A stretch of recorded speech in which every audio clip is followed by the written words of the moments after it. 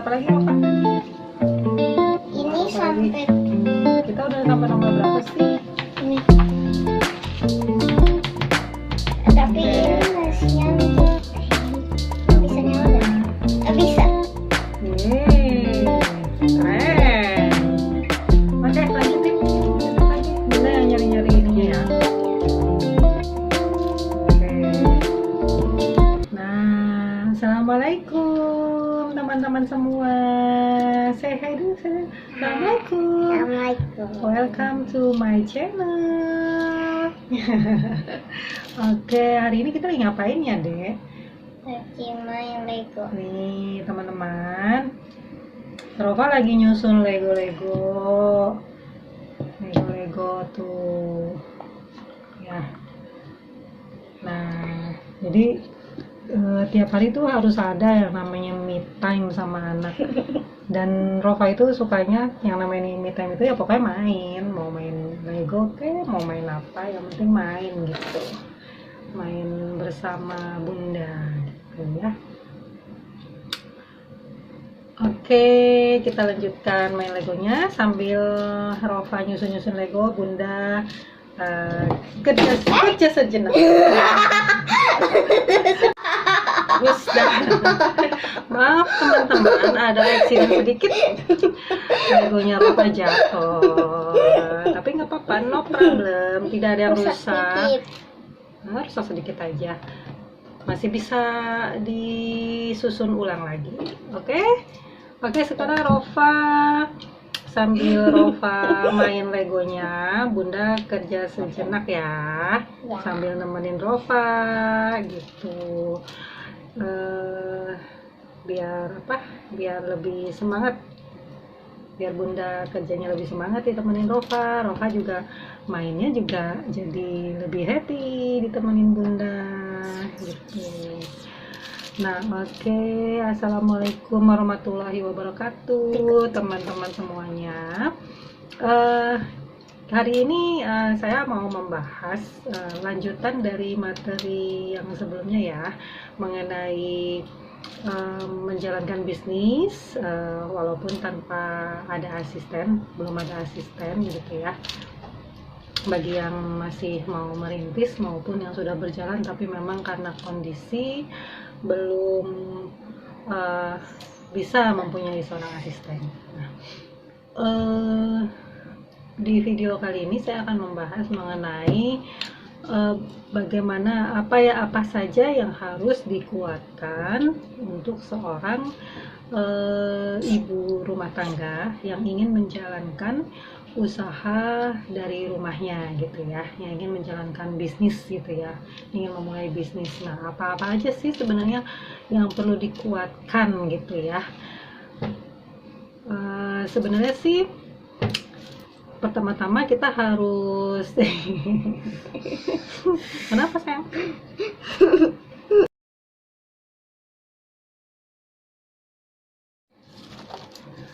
Oke.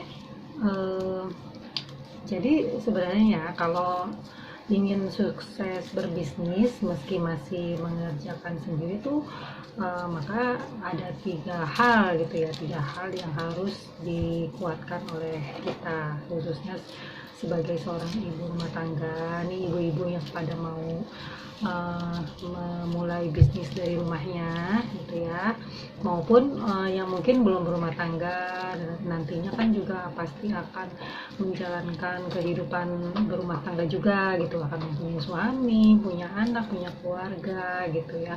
Kalau memang ingin mencoba untuk belajar berbisnis dari muda gitu tuh juga nggak masalah gitu ya. Jadi apa aja sih yang perlu dikuatkan gitu ya, perlu dikuatkan lagi biar bisnisnya nih bisa ikut berjalan dengan lancar, tapi juga hal yang lainnya itu seperti kewajiban kita dalam keluarga tuh juga bisa berjalan dengan baik gitu. Yang pertama, yang paling penting itu adalah mendapatkan restu ya dari keluarga. Mendapatkan restu dari keluarga itu penting banget bagi kita sebagai ibu rumah tangga ya. Sebagai seorang istri tentu harus Makasih sayang. Mana udah disusun belum? Bingung. Bingung. Ya udah dilihat-lihat ininya dulu. Nanti tanya ke Bunda kalau ini. Iya. Nah, yang pertama itu bagi kita seorang istri ya harus mendapatkan restu dari suami gitu ya. Waktu awal-awal dulu ingin menjalankan bisnis ya, itu hal pertama yang harus kita lakukan, yang harus saya lakukan adalah memohon doa restu, minta restu dari suami gitu. Dan kita kasih gitu ini kita apa sih alasan kita gitu, ingin apa sih, tujuan kita apa sih gitu, ingin memulai bisnis di rumah itu gitu. Pasti masing-masing punya tujuannya masing-masing ya, tidak bisa disamakan, pasti akan berbeda-beda sesuai dengan ininya masing-masing lah gitu, sesuai dengan tujuan hidupnya masing-masing, sesuai dengan kondisi di lingkungannya masing-masing, itu akan mempunyai alasan-alasan yang berbeda-beda gitu.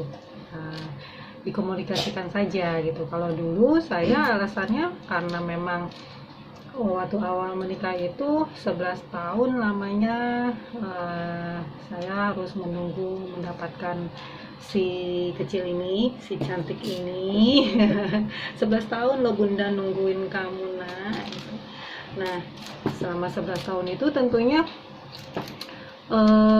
ingin gitu ya diisi dengan hal-hal yang memang bermanfaat gitu. Yang penting tanpa mengurangi kewajiban kita sebagai seorang istri gitu, tidak terbengkalai. Oh iya boleh tadi keren, tidak terbengkalai tugas utamanya gitu. Dan tujuannya apa gitu, tujuannya ya untuk mengisi kekosongan waktu gitu ya, energi yang ada itu dipakai dengan hal yang manfaat selain aktivitas sebagai istri di rumah, mengurus rumah gitu ya, juga diisi dengan hal-hal yang manfaat yang mungkin nantinya ini juga akan bermanfaat di masa yang akan datang gitu ya. Entah ilmu bisnisnya ini bisa kepakainya kapan gitu ya, walau alam lah ya, pasti akan ada waktunya nanti dimana kita tiba-tiba alhamdulillah dulu waktunya dimanfaatkan dengan hal-hal seperti ini, hal positif seperti ini. Dan ternyata sekarang ya saya bisa di sini, berdiri di sini tuh karena memang saya yang dulu seperti itu gitu, yang dulu seperti memanfaatkan waktu untuk belajar tentang bisnis, belajar gimana caranya menjadi reseller, belajar caranya menjadi seorang leader, belajar gimana memproduksi suatu barang gitu ya, memasarkannya gitu, ikut di komunitas-komunitas ilmu seperti itu. Dan alhamdulillah sekarang malah kepakainya gitu ya. Kalau dulu nggak saya isi seperti itu, mungkin sekarang saya masih belajar dari nol gitu ya, belajar dari awal lagi, merintis dari awal lagi seperti itu. Jadi seperti itu, harus punya tujuan gitu. Yang penting kita tahu mana skala prioritasnya. Kalau dulu masih udah dapat restu dari suami gitu, tapi suami masih bisa menopang biaya hidup kami berdua gitu ya. Jadi yang namanya dunia bisnis ini hanya untuk memberikan manfaat aja gitu, manfaat lain untuk orang lain gitu, untuk orang banyak gitu, membantu memasarkan produk-produk UMKM yang ada di sekitar seperti itu. Jadi tujuannya itu harus jelas gitu. Jadi bukan hanya sekedar pokoknya karena memang butuh tambahan uang, butuh ini gitu, nggak seperti itu. Mungkin waktu itu kondisinya ya hanya untuk memanfaatkan waktu gitu,